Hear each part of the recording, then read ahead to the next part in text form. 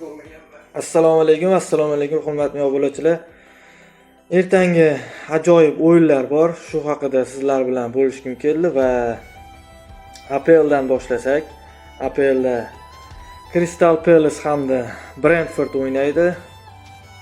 Liverpooldan ajoyib g'alaba.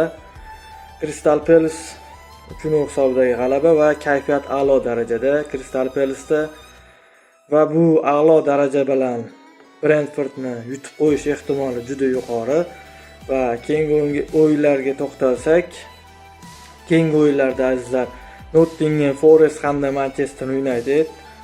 Manchester United hozir kayfiyati zo'r. Oldingi o'yinda yutdi va g'alaba qozondi va barcha titulli o'yinlardan quruq qolgan Manchester United hozir o'zi uchun va muxlislar uchun o'ynayapti va so'nggi umidi, so'nggi ilinji APLdan iloji boricha top uchtalikka kirishga harakat qilyapti Manchester United va buni hozirchalik uddalayapti. 3 o'yindirki g'alaba va Nottingham Forest ishlari uncha yurishmayapti va hozir bu holatdan unumli foydalanib ketishi mumkin Manchester United. Va keyingi o'yinimiz Liverpool Manchester Cityni taslim etgan Aston Villaga qarshi o'ynaydi va hozir Liverpoolning ishlari ancha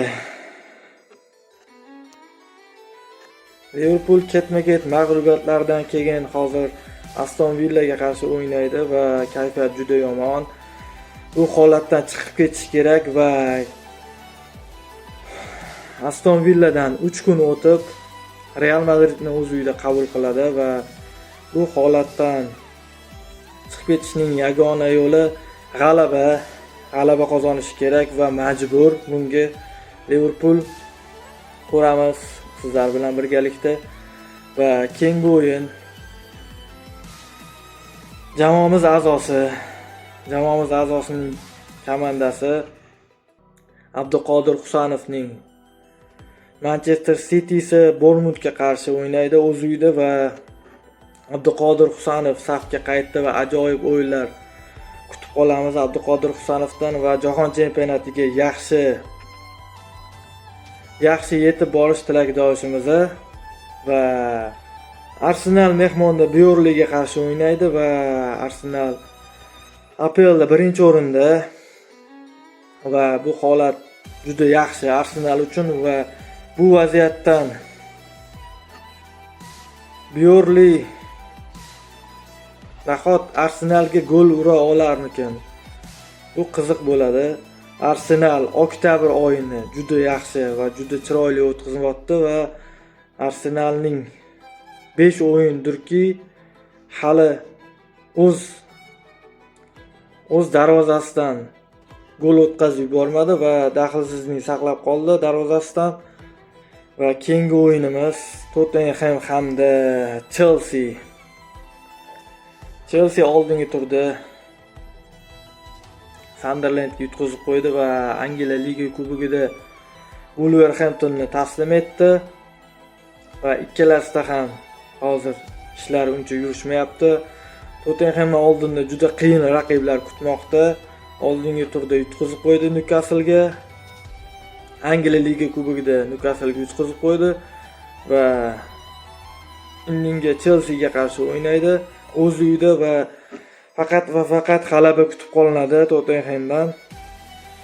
Ispaniya chempionatida ham ajoyib o'yinlar bor va markaziy o'yin Madrid Atletico'ning uyida, markaziy o'yin Atletico Madrid o'z uyida Sevillani qabul qiladi. Atletico o'zi uchun g'alaba qozonish kerak va Barselona ketidan quvishda davom etmoqda. Barselonaning qoqilganidan foydalangan Atletico oldingi turda g'alaba qozondi va bu turda ham g'alaba kutib qolamiz Atletico'dan va Real Madrid o'z uyida Valensiyani qabul qiladi. Valensiya 5 o'yindirki g'alabasiz seriya qayd etib kelmoqda. 2 durang va 3 mag'lubiyat. Realda ancha ishlari yaxshi. Birinchi o'rinni mustahkam egallab oldi. va bu o'yinda katta ehtimol g'alaba qozonsa kerak va rotatsiya ishlari amalga oshirishi mumkin. Enfieldga safari oldidan Real Madrid zaxira o'yinchilaridan foydalanadi. Katta ehtimol Barselona o'z uyida Elchega qarshi o'ynaydi va Barselonaning jarohatdan qaytgan o'yinchilari bor. Lewandowski safga qaytdi. Ter Stegen operatsiyadan keyin u ham safga qaytdi. Kengaytirilgan safda u ham bor va Barselona bu yog'iga g'alaba qozonmasa Realni katta farq bilan oldinga chiqarib yuboradi. Ispaniyadan Italiyaga ko'chib o'tamiz. Italiyada markaziy o'yin bor. Qariyalar jamoasi desak ham bo'laveradi. Milan o'z uyida Romani qabul qiladi va Milan ajoyib o'yin ko'rsatyapti. Massimiliano Allegri Milanni yaxshi boshqaryapti hozir. Qariyalar jamoasi o'zi uchun kerakli g'alabalarni qo'lga kirityapti va bu o'yindan ham faqat g'alaba kutib qolamiz Milandan. Va yana bir o'yin, Italiya A seriyasida yana bir o'yin. Napoli o'z uyida Comoni qabul qiladi. Como ajoyib o'yin ko'rsatyapti. Oldingi turda Juventusni mag'lubiyatga uchratdi. Va bu o'yin ham hozir markaziy o'yin desa ham bo'laveradi. Va Germaniya chempionatida ham markaziy o'yin bor. Bavariya o'z uyida Bayer Leverkusenni qabul qiladi. Bavariya hozir 13 o'yindirki faqat g'alabali seriya qayd etib kelyapti va bu hozir dahshatli mavsum bo'lyapti Bavariya uchun. Bavariya hozir kuchli raqiblar bilan hali to'qnash kelganicha yo'q va 13 o'yindirki faqat g'alaba qozonyapti Bavariya va bu o'yindan ham g'alaba kutib qolamiz Bavariyadan. Bavariya g'alaba qozonsa kerak, katta ehtimol. Hozirchalik ma'lumotlarimiz shulardan iborat edi. Bizni kuzatishda davom eting. Instagram hamda YouTube sahifamizga obuna bo'ling azizlar.